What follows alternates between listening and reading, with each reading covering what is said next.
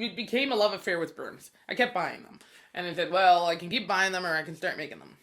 And once I started to make them, I realized just how versatile they are, that you could have so many different themes. But for me, it's just practical. I'm a mom of two. I sweep more than I do almost anything in my life because I'm cleaning up crumbs and other random things. And so for me, it's really okay. This is something I need on an everyday basis.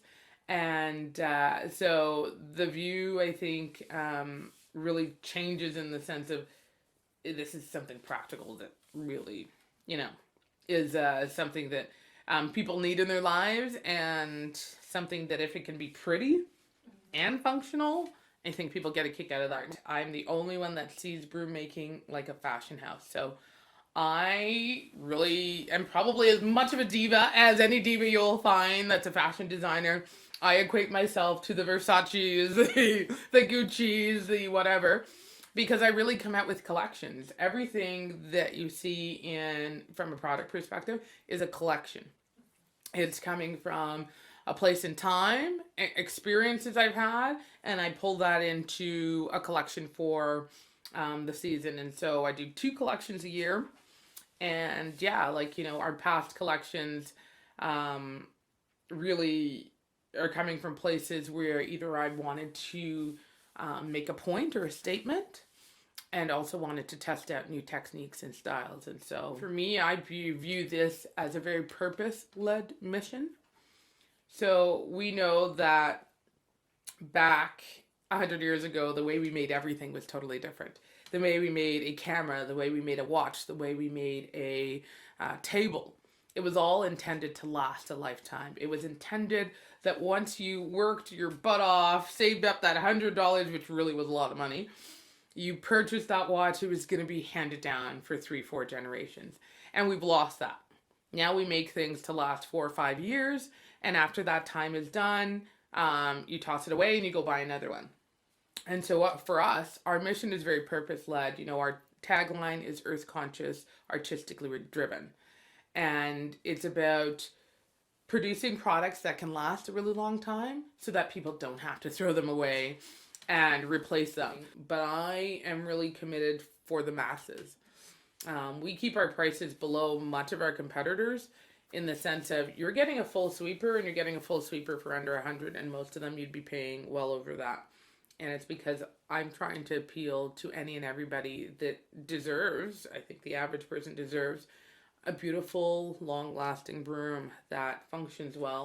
So it really starts, almost every single strand of broom corn gets individually picked.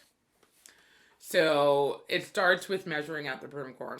So this is a tool that we use for measuring, and we get the sense of how long the product is. And so depending on the length of each piece of broom corn depends on what product it's going to make. So it really starts with measuring, and then we move on to a stage of prepping. So whether that's prepping handles, prepping other elements that are going on the broom. And then depending on the broom that we're making, it either goes to a wet process or it's a dry process. And the wet process involves multiple days of binding, drying, and then finishing touches. The dry ones I love because I don't have these 4 stages involved. It goes, literally from bundling to binding and then finishing touches. So that is the part that I enjoy, and most of the ones that are lovely handhelds, where it's just kind of like, oh yeah, I can spend all day just working with my 200-year style tools and make them away, because I can make brooms anywhere. And that's one of the beauties, I think, also for this, is that you can do it anywhere with almost anything. I really feel like we're making a difference and making headway in that regard of looking at brooms not just as this thing that we use for cleaning our house, but something that is beautiful and functional. And so I get a lot of drive and momentum from that particular piece. So this is actually a style that was one of the first 5 that we came out with. And it's a coquille broom. And I remember as a child, my mother sweeping around. She'd go back home to Trinidad, and she'd sweep around with a coquille broom. And so to me, it was really important to make a broom that reminded me of my childhood. And I think that's what our brooms do for a lot of folks, is they remind them of their childhood. And that's one of the ways that I've tried to infuse a little bit of my cultural element into things.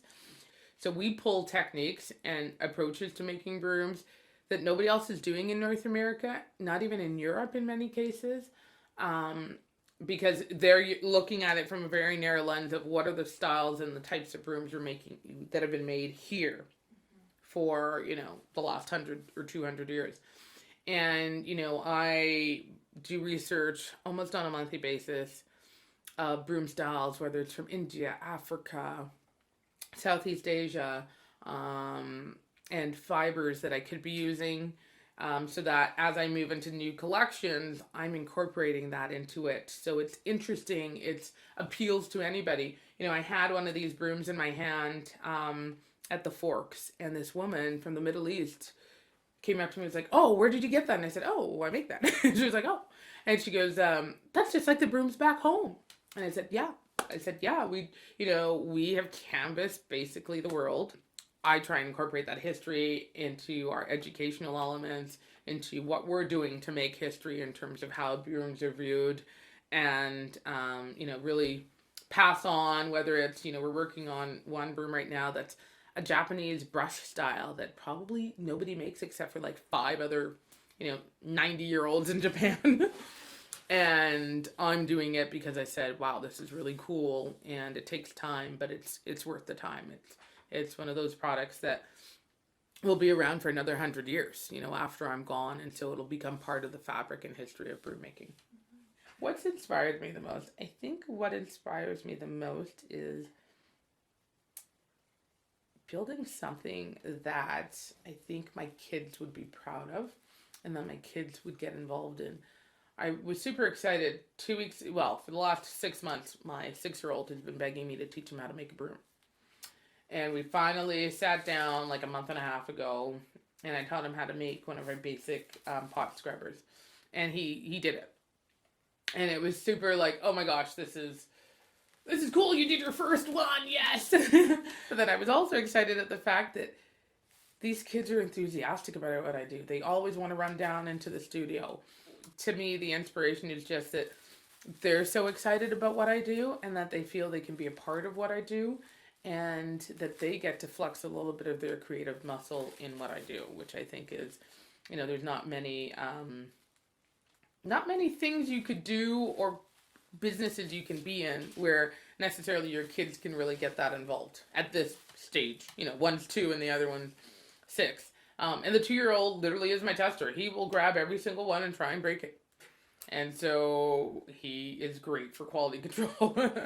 and I love that fact. So to me, that is probably the thing that inspires me each day to do better, get more visibility, and to inspire them to want to make brooms too.